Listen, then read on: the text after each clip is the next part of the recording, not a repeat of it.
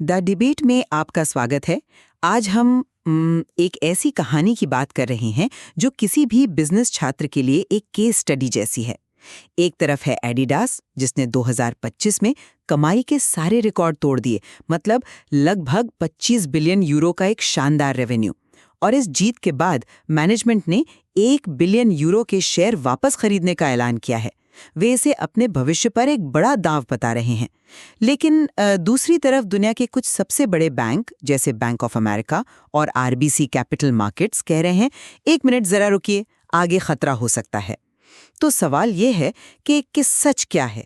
क्या एडिडास का ये आत्मविश्वास जो इस बड़े शेयर बायबैक में हमें दिख रहा है, वाकई में जायज है, या फिर ये जो चेतावनियां आ रही हैं ये एक आने वाली मुश्किल की तरफ इशारा कर रही हैं? देखिए, मैं ये तर्क दूंगी कि 2025 के शानदार नतीजे और मैनेजमेंट का जो आत्मविश्वास है वो आने वाले समय के लिए एक मजबूत नींव रखता है। और मेरा मानना है कि बाजार की उम्मीदें आसमान छू रही हैं और आने वाली मुश्किलों को पूरी तरह से नजरअंदाज किया जा रहा है। ठीक है, तो सबसे पहले इन नंबरों को ही देख लेते हैं, क्योंकि ये वाकई में चौंकाने वाले हैं। हम सिर्फ एक अच्छे साल की बात नहीं कर रही हैं, हम बात कर रही हैं 24.81 बिलियन यूरो के रिकॉर्ड रेवेन्यू की। ये एक ऐतिहासिक आंकड़ा है, लेकिन इससे भी ज्यादा जरूरी है हाल की रफ्तार। साल की आखिरी तिमाही के जो शुरुआती आंकड़े आए हैं वो बताते हैं कि एडिडास ब्रांड का रेवेन्यू 11% बढ़ा है, और ये आंकड़ा करेंसी के उतार चढ़ाव को हटाने के बाद का है, जिसे हम करेंसी न्यूट्रल कहते हैं। इसका मतलब है कि कंपनी की जो असल ग्रोथ है वो बहुत मजबूत है। ये कोई छोटी मोटी बढ़त नहीं है। ये दिखाता है कि कंपनी साल खत्म होते होते धीमी नहीं पड़ रही, बल्कि और तेज हो रही है। और इसी माहौल में हमें 1 बिलियन यूरो के शेयर बायबैक को देखना चाहिए। ये सिर्फ एक घोषणा नहीं है। सीईओ बियॉन गोल्डन साफ कह रहे हैं कि ये उनकी टीम के भविष्य की ग्रोथ और कैश बनाने की क्षमता में एक गहरे विश्वास को दिखाता है। वो एक तरह से कह रहे हैं, हमें अपनी कंपनी पर इतना भरोसा है कि हम खुद इसमें 1 बिलियन यूरो लगा रहे हैं। ये सिर्फ बातें नहीं हैं, ये पैसे से दिखाया गया भरोसा है। हाँ देखिए, आपने जो आंकड़े रखे हैं वो यकीनन बहुत अच्छे हैं। 2025 में एडिडास ने जो किया उसकी तारीफ तो करनी ही होगी, लेकिन मैं इस कहानी को एक बिल्कुल अलग नज़रिए से देख रहा हूँ। मेरी दलील ये नहीं है कि 2025 खराब था, बल्कि ये है कि 2025 की जो ज़बरदस्त कामयाबी है उसने 2026 के लिए उम्मीदों का एक ऐसा पहाड़ खड़ा कर दिया है जिस पर चढ़ना लगभग नामुमकिन सा हो सकता है। बाजार हमेशा भविष्य को देखता है और असल चिंता वहीं से शुरू होती है। और ये सिर्फ मेरा ख्याल नहीं है। जब बैंक ऑफ अमेरिका जैसी संस्था, जो आमतौर पर बहुत सोच समझकर राय देती है, किसी कंपनी को बेचने की सलाह दे, तो हमें ध्यान देना चाहिए। वे साफ साफ कह रहे हैं कि आगे का माहौल मुश्किल होगा और स्पोर्ट्सवेयर बाजार में मुकाबला बहुत बढ़ने वाला है। इसी तरह आरबीसी कैपिटल मार्केट्स ने भी एडिडास की रेटिंग घटा दी है, ये कहते हुए कि 2026 के लिए उम्मीदें मतलब हद से ज्यादा है। तो मैं आपसे सीधा पूछता हूं, इस बायबैक को हम आत्मविश्वास का प्रतीक क्यों माने?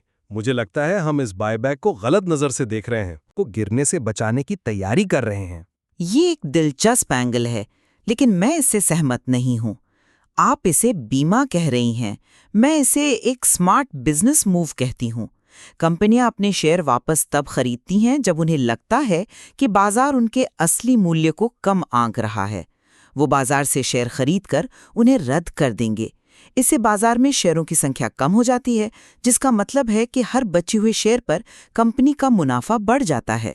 सीधे शब्दों में कहें तो ये मौजूदा निवेशकों के लिए उनके शेयर को और ज्यादा मूल्यवान बनाने का एक तरीका है। और एडिडास ने साफ कहा है कि इस बायबैक का पैसा 2026 में बनने वाले कैश से आएगा। ये कोई हवाई बात नहीं है, ये उनके अपने आंकड़ों पर आधारित एक योजना है। मैनेजमेंट कंपनी के अंदर बैठा है, वो देख सकते हैं कि उनके ऑर्डर कितने हैं, कौन से नए प्रोडक्ट्स आने वाले हैं और बाजार में उनके सामान की मांग कैसी है। उनकी कार्रवाई किसी बाहरी विश्लेषक की राय से कहीं ज्यादा जानकारी रखती है ना। हाँ, लेकिन क्या हम इस बात को नजरअंदाज कर रहे हैं कि अंदर बैठा इंसान अपने ही बनाए माहौल में कैद हो सकता है? मतलब अपनी हालिया सफलता के नशे में वो बाहरी खतरों को कम आंक सकता है। विश्लेषक बाहरी होने के कारण एक ज्यादा साफ और बड़ी तस्वीर पेश करते हैं। वो सिर्फ एडिडास को नहीं देख रहे हैं, वो पूरी दुनिया के स्पोर्ट्सवियर बाजार को देख रहे हैं। जब बैंक ऑफ अमेरिका प्रतिस्पर्धात्मक दबाव की बात करता है तो वो नाइकी, प्यूमा और चीन के नए ब्रांड्स की बात कर रहा है जो चुप नहीं बैठे हैं।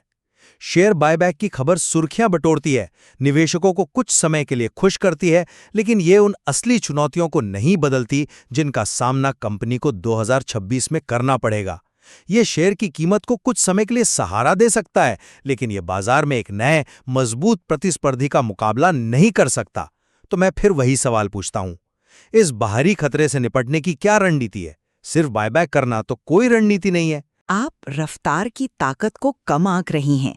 आखिरी तिमाही में 11% की ग्रोथ सिर्फ एक नंबर नहीं है, ये बाजार में मोमेंटम का सबूत है। ब्रांड में एक नई ऊर्जा है, लोग उसके प्रोडक्ट्स खरीद रहे हैं। ये रफ्तार अपने आप में एक बहुत बड़ी ताकत है, जो 2026 में भी कंपनी को आगे ले जाएगी। जब एक बड़ा जहाज तेजी से चल रहा हो तो उसे रोकना मुश्किल होता है। एडिडास इस समय वही बड़ा जहाज है।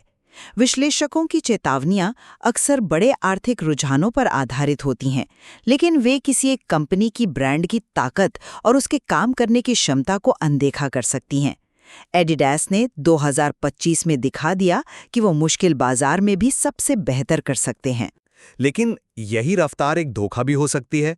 ये कुछ ऐसा है जैसे एक टीम वर्ल्ड कप जीत जाए। जश्न मनाना जायज है, लेकिन अगले सीजन की शुरुआत तो शून्य से ही होती है। 2025 की जीत 2026 में जीत की गारंटी नहीं है। और जब आपका रेवेन्यू बेस लगभग 25 बिलियन यूरो का हो, तो उस पर हर साल 10-11% की ग्रोथ बनाए रखना अविश्वसनीय रूप से मुश्किल होता है। आरबीसी का यही तो कहना है कि 2026 में ओलंपिक या फुटबॉल वर्ल्ड कप जैसा कोई बड़ा इवेंट नहीं है जो आमतौर पर बिक्री को बढ़ाता है। तो ये ग्रोथ आएगी कहां से?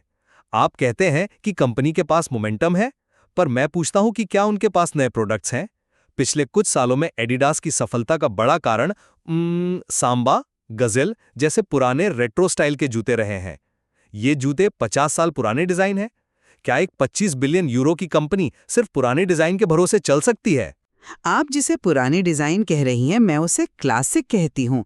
ये कोई गुजर जाने वाला ट्रेंड नहीं है, ये एक कल्चरल मूवमेंट है। एडिडास ने इन क्लासिक जूतों को एक नई पीढ़ी से जोड़ा है और ये उनकी मार्केटिंग की प्रतिभा को दिखाता है। ये सिर्फ नॉस्टैल्जिया नहीं बेच रहे, वे स्टाइल और कल्चर बेच रहे हैं। ये एक बहुत मजबूत और मुनाफे वाला बिजनेस मॉडल है। जब आपके पास ऐसे प्रोडक्ट्स हों जिनकी मांग पीढ़ियों से बनी हुई है, तो ये एक कमजोरी नहीं बल्कि बहुत बड़ी ताकत है। और ये मत भूलिए कि सीईओ बियर्न गुल्डन ने यही रणनीति प्यूमा में भी अपनाई थी और वहां भी वे बेहद सफल रहे थे। वे जानते हैं कि कल्चर को बिजनेस में कैसे बदला जाता है। अच्छा, चलिए इस पर एक और एंगल से सोचते हैं। बियर्न गुल्डन यकीनन एक शानदार लीडर हैं और उनके आने से कंपनी में नई जान आई है। लेकिन क्या यह संभव है कि 2025 की सफलता एक तरह का हनीमून पीरियड थी? जब कोई नया डायनामिक सीईओ आता है तो वो कुछ आसान और जल्दी मिलने वाली जीतों पर ध्यान केंद्रित करता है। उन्होंने कुछ चीजें ठीक की, सप्लाई चेन को सुधारा और बाजार में एक नई ऊर्जा पैदा की। लेकिन असली चुनौती वो अब शुरू होगी।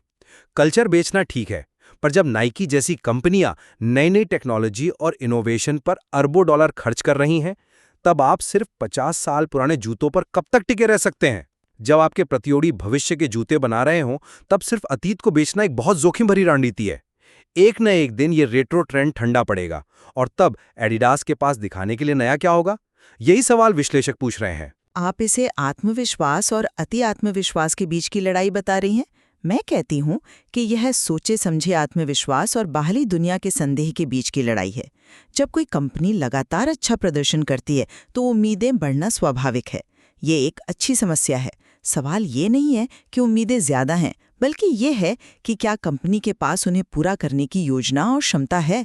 मैनेजमेंट का 1 बिलियन यूरो का बायबैक का फैसला इस बात का पक्का संकेत है कि उन्हें लगता है कि उनके पास एक मजबूत योजना है। वे भी वही रिपोर्ट पढ़ते हैं जो हम पढ़ रहे हैं। वे जानते हैं कि उम्मीदें क्या हैं। इस बायबैक की घोषणा करके वे बाजार को एक साफ संदेश दे रहे हैं। हम आपकी चिंताएं सुनते हैं, लेकिन हम उनसे सहमत नहीं हैं। हमारा प्लान मजबूत है। वे अपनी प्रोडक्ट लाइन, अपनी मार्केटिंग और अपनी क्षमता पर दांव लगा रहे हैं, ना कि सिर्फ पिछली जीतों पर। लेकिन इसी से तो जोखिम और बढ़ जाता है। आरबीसी का कहना है कि उम्मीदें अत्यधिक हैं।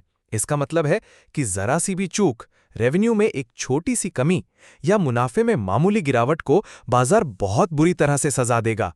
जोखिम और इनाम का पूरा खेल बदल गया है। 2025 में एडिडास को उम्मीद से बेहतर करने के लिए इनाम मिला। 2026 में उन्हें सिर्फ उम्मीदों पर खरा न उतर पाने के लिए सजा मिल सकती है, भले ही उनका साल एक और मजबूत साल क्यों ना हो। बायबैक इस समीकरण को नहीं बदलता, बल्कि ये दाव को और भी ऊंचा कर देता है। ये मैनेजमेंट को एक ऐसे कोने में धकेल देता है जहां उन्हें हर तिमाही में असाधारण नतीजे देने का दबाव होता है। और दुनिया की मौजूदा आर्थिक अनिश्चितता और बढ़ते मुकाबले को देखते हुए ये एक बहुत जोखिम भरा दाव है। विश्लेषकों का काम उन जोखिमों को सामने लाना है जिन्हें कंपनी शायद नजरअंदाज कर रही हो, और इस मामले में वे एक बहुत ही साफ और भरोसेमंद चेतावनी दे रहे हैं। तो एक दृष्टिकोण साफ है। एडिडास का 2025 का रिकॉर्ड तोड़ प्रदर्शन, एक आत्मविश्वासी मैनेजमेंट और एक बड़ा शेयर बायबैक, ये सब एक ऐसी कंपनी की तस्वीर पेश करता है जिसके पास मजबूत रफ्तार है और आगे बढ़ने का एक साफ रास्ता है। ये बायबैक भविष्य में मजबूत कैश बनाने का एक ठोस संकेत है। और दूसरा नजरिया हमें सावधान रहने को कहता है। वो बताता है कि पिछली सफलता ने उम्मीदों को इतना बढ़ा दिया है कि 2026 में उन्हें पूरा करना मुश्किल हो सकता है। बैंक ऑफ अमेरिका और आरबीसी जैसे बड़े नामों की चेतावनियों को हल्के में नहीं लिया जाना चाहिए। ये उन संभावित कमजोरियों की ओर इशारा करता है जिन्हें बाजार शायद अनदेखा कर रहा है, जैसे कि रेट्रो ट्रेंड पर अत्यधिक निर्भरता और इनोवेशन में संभावित कमी। ये साफ है कि एडिडास के भविष्य को लेकर दो बिल्कुल अलग-अलग कहानियां हैं। क्या ये शेयर बायबैक ताकत का प्रतीक है या खुद को बचाने की कोशिश? क्या 2025 के नतीजे 2026 के लिए एक लॉन्चपैड है या एक शिखर जिसके बाद ढलान शुरू होती है? ये मामला एक कंपनी के अंदरूनी भरोसे और बाजार के बाहरी संदेह के बीच के क्लासिक तनाव को दिखाता है। और देखिए, इसका असली जवाब तो शायद 4 मार्च को आने वाले 2025 के पूरे नतीजों और 2026 के लिए कंपनी के आधिकारिक गाइडेंस में मिलेगा। वही पल तय करेगा कि इन दोनों में से कौन सा नजरिया कंपनी के भविष्य के ज्यादा करीब है। इन दोनों दृष्टिकोणों पर सोचने से हमें एडिडास के सामने मौजूद मौकों और खतरों की एक पूरी और गहरी समझ मिलती है।